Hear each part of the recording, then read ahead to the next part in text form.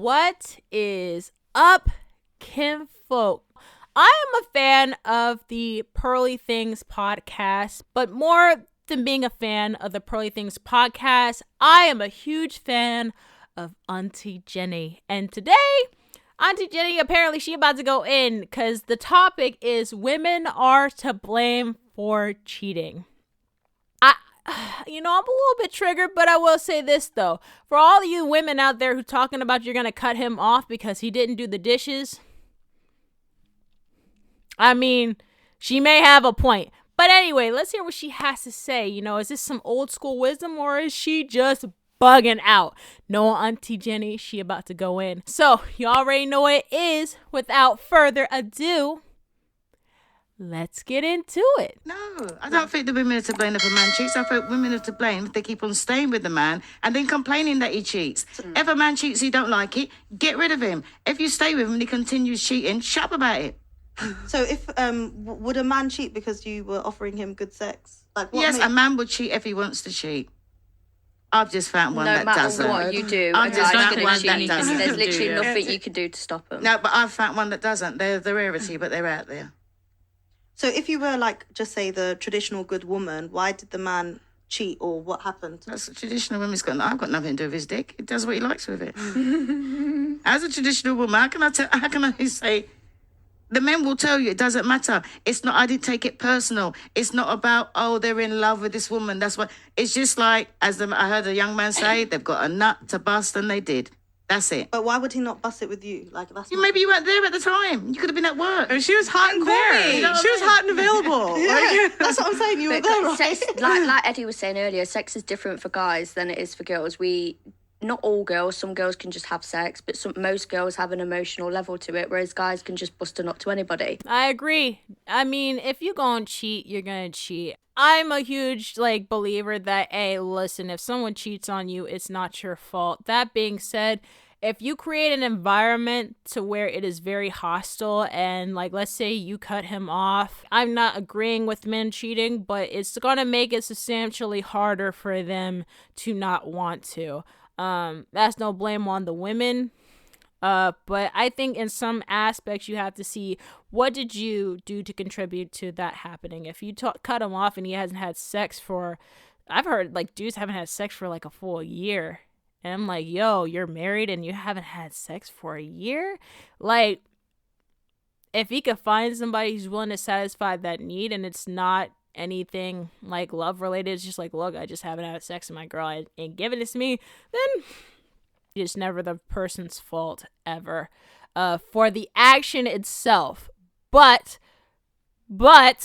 there's some contributing factors that you had in regards to the relationship that may have made that happen. There are even people who are just the traditional woman. They make sure that he was, even back in the day, we romanticize the fact that men and women stayed together, but a lot of these women were the traditional women who were cooking, cleaning, making sure the kids were taken care of, and they knew he had another one across town. And they just stayed because that is what you did. But to her point, like she said, if you're going to complain about it, then you probably should stop complaining if you're going to stay with them. Can do to stop and it. often the guys in the cheat with a girl that don't even look as good as his main girl as well. That's how you know. That's how okay. you know a brother's a dog. When this girl's not, it's cool. If the girl's nicer, then you can kind of validate. Cool, it makes sense. But more time, it's just she was there, right place, right time, right circumstances, and shit went left. And that's what I'm not advocating for it. On zero, I'm not advocating for it. I'm just, cause like I said, I say modern day men need discipline. I believe fundamentally that men need to learn sexual discipline, yeah, to not be a dog in doggy situations. So for me personally, I took a year out of sex to learn sexual discipline, just so I could have the power to say no when the time was right. So there is times when I've got a girl in bed, and she said, "Look, I'm gonna come over. We're gonna watch a movie." Before, I probably would have tried to make a move. Now we're genuinely just gonna watch a movie because I've learned sexual discipline. I think that's important on both sides. I feel like sex will really just muddy up the waters in terms of a relationship. People will stay purely for sex and not because the person is any good for them whatsoever. I always go back to the fact that I don't think you should have sex before marriage in general, because you're wasting your time on someone who's not even going to be around, and now you're left with just whatever came with it, the baggage of the relationship, and you'll end up taking that from relationship to the next, to the next, to the next, as well as certain things that may have happened that you thought would satisfy your previous man that your guy doesn't necessarily like.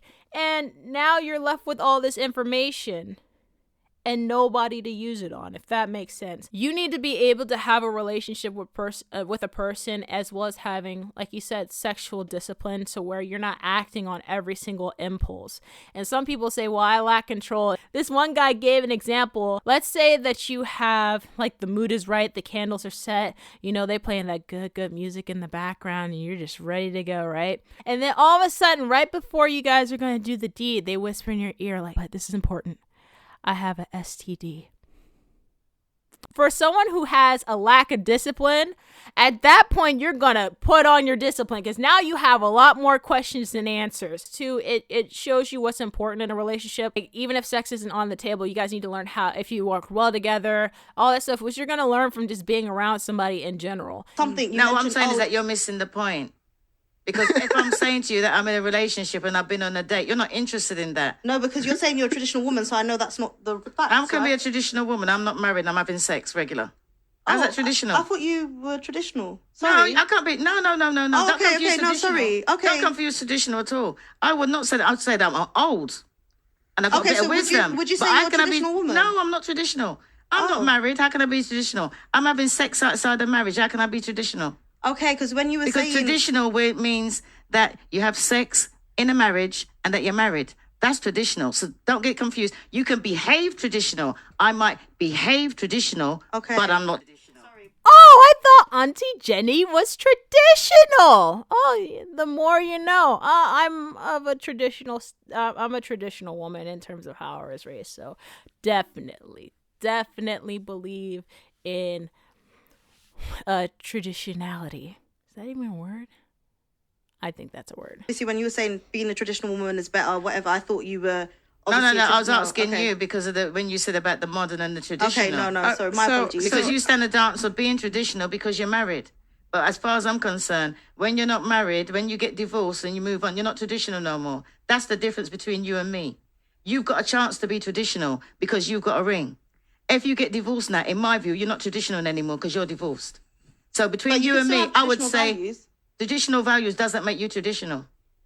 Can you be traditional again, even after a divorce? If you get married again, will you then be a traditional? No, traditional is you're a virgin and then you get married. Okay. That's traditional. If you didn't do that, you're not traditional. Okay. I'm not traditional. I have traditional values, as in I prefer like old school. I don't like all, the dating apps and stuff like that. I personally don't do them. But I wouldn't be able to say I am traditional because I've had sex out of wedlock. I've had kids out of wedlock. I'm not with the dad. I have a very modern life, but I just deep down, it's when it comes to love and stuff like that and values, it's, what our parents grew up with or our grandparents. Foundation. Yeah, back in the 1900s, whatever. She did not say back in the 1900s. Hi, Jesus, way to make me feel old. I was born in the 90s. I think traditional values are really great. I think the reason why we're having a lot of issues right now is because a lot of people don't hold to the traditional values of their parents. I didn't go on dating apps, anything like that, because for me, the way I always wanted to meet somebody, and guys, don't hate me for this, but I actually think the friend zone is a great place, because in the friend zone, you are learning about a person and who they are as a person. And from there, you develop feelings without the sexual nature. I feel like when it comes to dating apps, everybody's coming in this with the mindset of we're here for a purpose.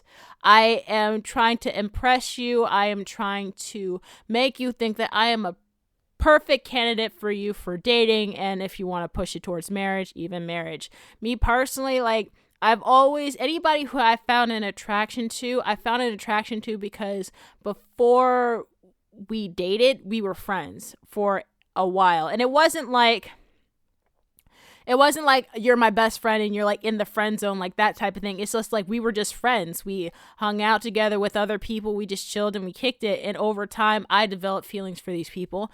And in a lot of ways, I was not as forward as I am now.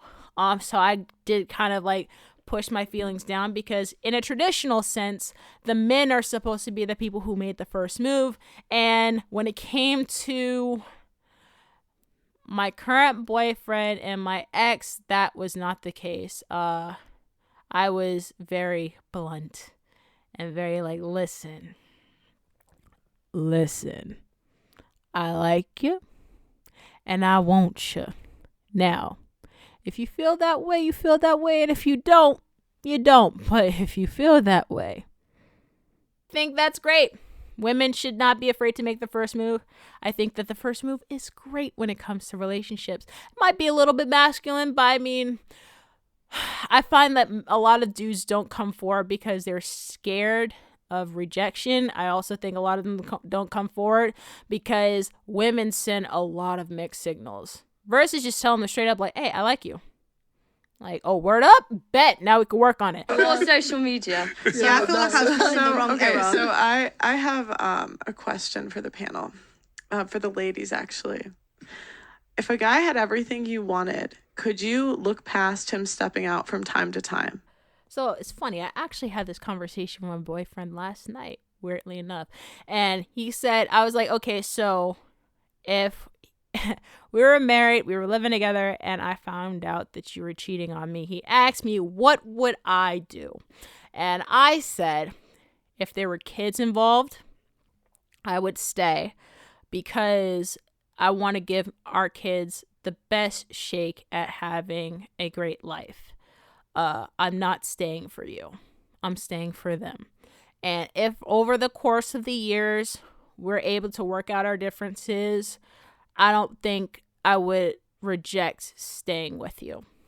Now, we're living together, we're married, and you cheat on me. I would want to work things out. So I would stay under the pretense that you're willing to work things out as well. Because for me, I'm just like, listen, I genuinely love you, and I said this is for the long haul. So if you're willing to work things out, I'm willing to work things out too. That being said, if you're just trying to be a hoe, you could be a hoe by yourself. Don't rope me into this. For me, I'm like, I can't claim to say I love someone and then like not do my due diligence to stay in the relationship. Maybe fix anything. If it can't be fixed, it can't be fixed, and at least I tried. But I'm not going to just quit on my relationship just because he cheated. What do you guys think? Are women to blame for cheating? Is there anything that we can do to combat this? Or, cheaters are cheaters. They're going to do what they want to do. Is it, would the traditional woman more than likely not have a guy cheat on them? Let me know what you think. But as always, kinfolk, I love y'all, and I will see you in the next one.